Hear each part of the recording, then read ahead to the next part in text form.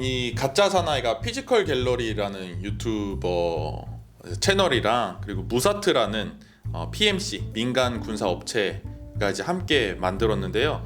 전술 컨설팅을 한다고 광고를 하고 있는 곳인데 이제 무사트가 사실은 뭐 아직까지는 이런 UDT 캠프라든지 뭐 레크레이션 이런 거를 하고 있는 정도의 수준으로 보이긴 한데요. 이게 뭐 민간 군수 업체, 민간 군사 기업이 나왔다는 것을 걱정을 해야 되는 수준이다라고 보여지시나요?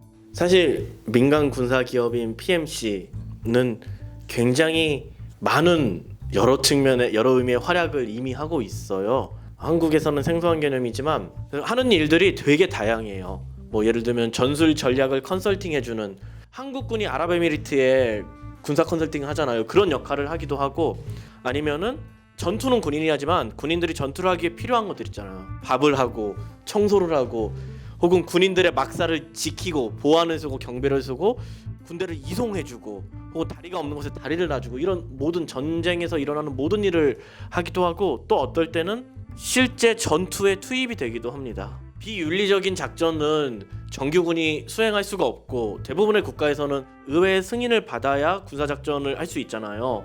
그런 걸 못하니까 그런 데들 시키는데, 이 PMC는 남아공에서 옛날에 아파르테이트 시절에 특수부대들이 남아공이 민주국가가 된 다음에 할 일이 없어졌기 때문에 여기 출신들, 아니면 소련의 KGB 출신들, 이런 사람들이 주로 결성을 해서 수행을 하고 있고, 근데 한국에는 아직 생소하고, 한국은 아직까지 되게 강한 징병제 사회이기 때문에 쌍값의 노동력을 부릴 수 있잖아요. 얘네를 시키면 되지 외주 업체한테 밥하는 걸 시키지 않는 거죠.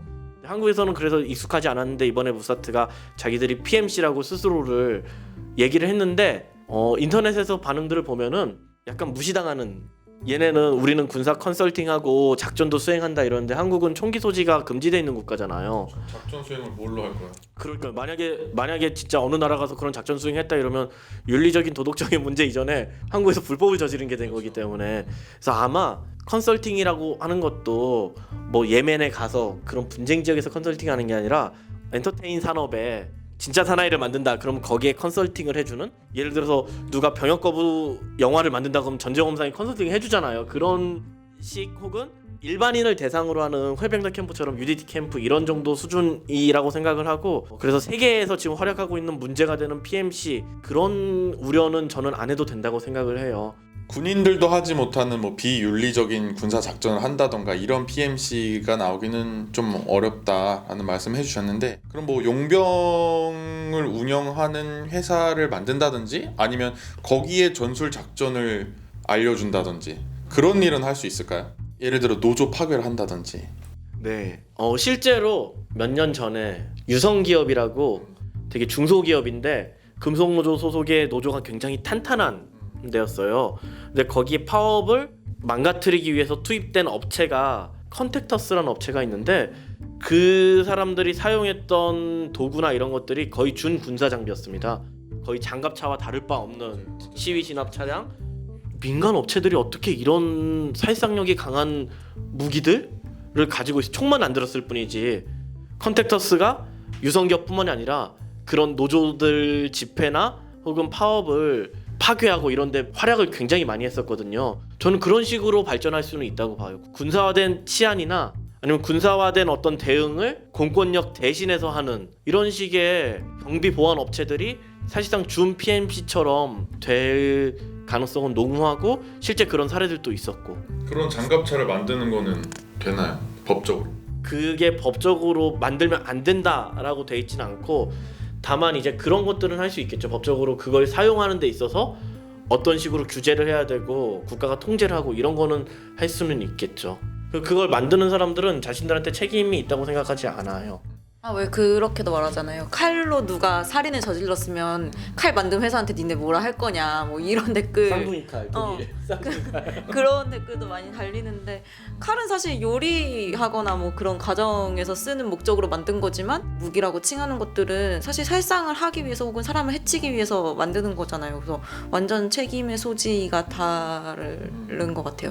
그리고 뭐 PMC라고 명명하진 않지만 무기를 만드는 한국의 회사들도 무기를 판매하면서 이거 어떻게 쓰는지 어떻게 효과적으로 진압할 수 있는지 실제로 교육을 하거든요. 컨설팅도 해주고.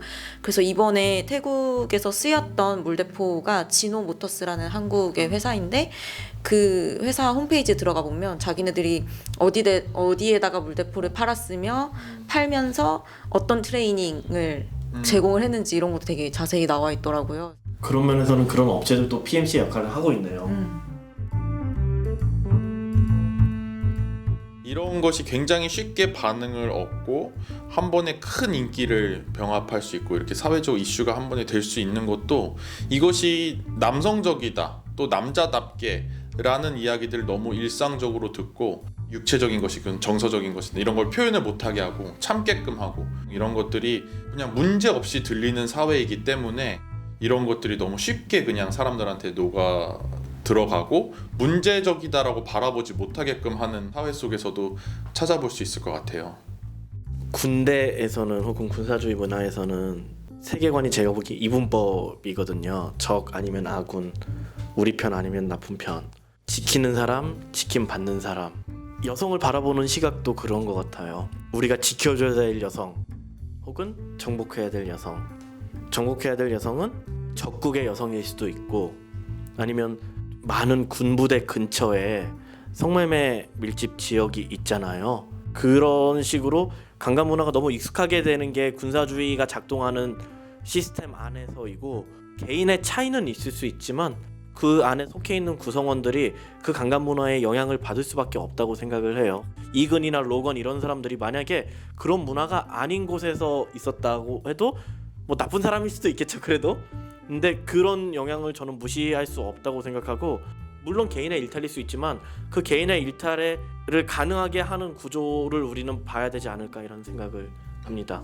그래서 그 구조와 문화에는 당연히 우리가 오늘 얘기해온 군사주의와 이런 병영주의, 그 다음에 자본주의, 남성중심 문화 이런 것들이 다 섞여 있었기 때문에 그 사람들이 그런 행동을 할 수 있었다, 하기가 더 쉬웠다, 그럴 가능성이 커졌다라고 볼 수 있을 것 같습니다.